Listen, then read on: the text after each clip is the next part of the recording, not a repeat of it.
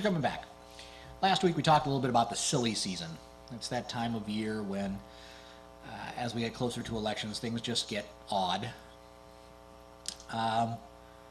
We mentioned Sharron Angle in Nevada. Well, she hit the news again this last week. Sharron, the Tea Party candidate, she got the nomination much to the chagrin of the Republicans because they didn't like her. But, very happily for the Tea Party, and interestingly enough, very happily for the Democrats because Reid was in trouble in Nevada.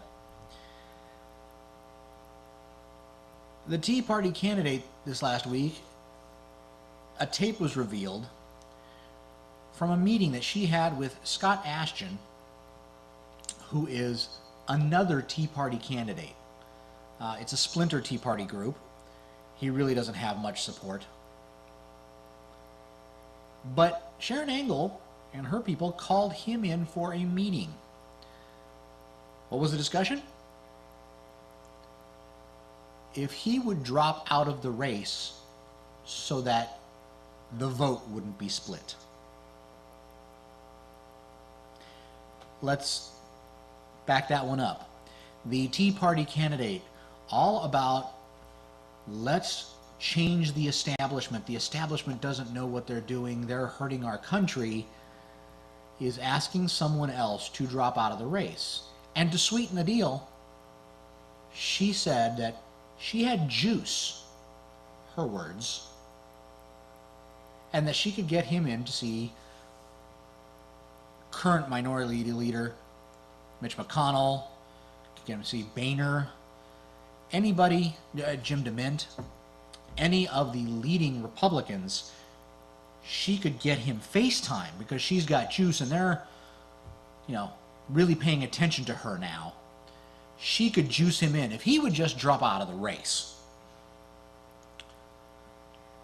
This is, sadly, what Tea Party folks are going to find more and more if they just ask the right questions.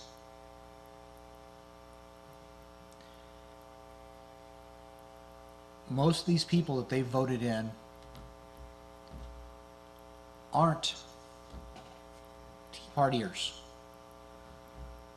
Angle herself, in this tape that was released, says that the reason she courted the Tea Party was because she knew that was the way to get the nomination. Not that she's really a Tea Party candidate. She says she believes everything they say, but she came right out and said that she knew that if she was going to get the nomination, she would have to appeal to the Tea Party candidates. Meaning, she worked to get a nomination by fooling them.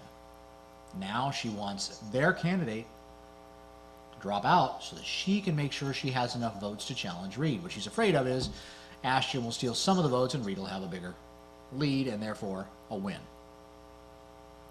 This is what it boils down to. The Tea Party really has two sides to it.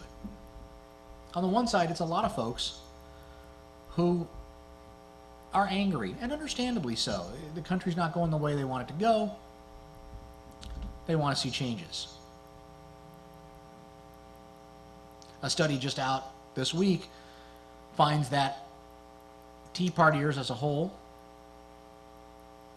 tend to be more conservative than Republicans, farther right, more religious, Christian, white Christian religion, less tolerant.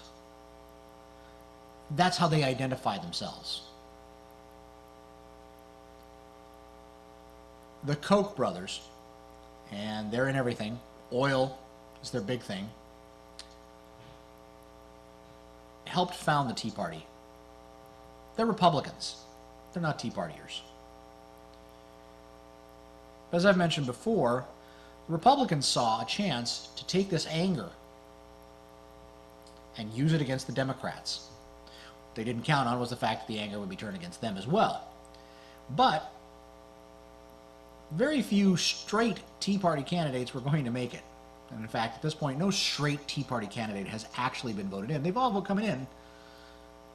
They've all come in under Republican nominations, not Tea Party, not a third party. The key here is they all came under Republican nominations. You can paint it any way you want, Tea Party or not. They're Republicans. And in the end, they're going to answer to the Republican machine. Angle thinks she's got the machine by the cojones. She's going to tell them what to do. Yeah, they weren't happy about that one. No, the Republicans were quite upset about that statement. And they're going to make sure she knows it.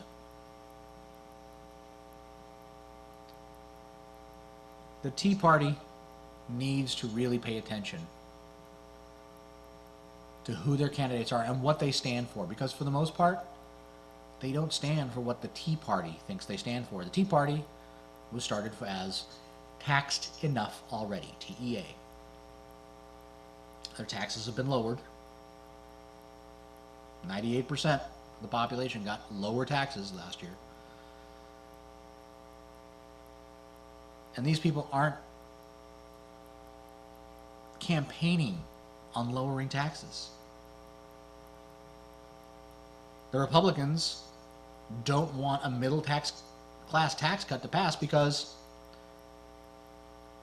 they want the upper 2% to keep their tax cuts. And if they can't, they don't want the middle class to have it either. Is that about tax cuts? I'm not in the top 2%. 98% of us aren't. But ask any of these candidates if they're willing to give 98% of us a tax cut at the expense of the 2%. They won't. In fact, the middle class tax cut doesn't have to go through at all, as long as the 2% get theirs. It's the Republican way. So Tea Party folks, really start asking questions before you vote. Make this about who's really going to do the best thing for the country. When you start asking those questions, you might be surprised to hear what those answers are. We'll be back in a minute.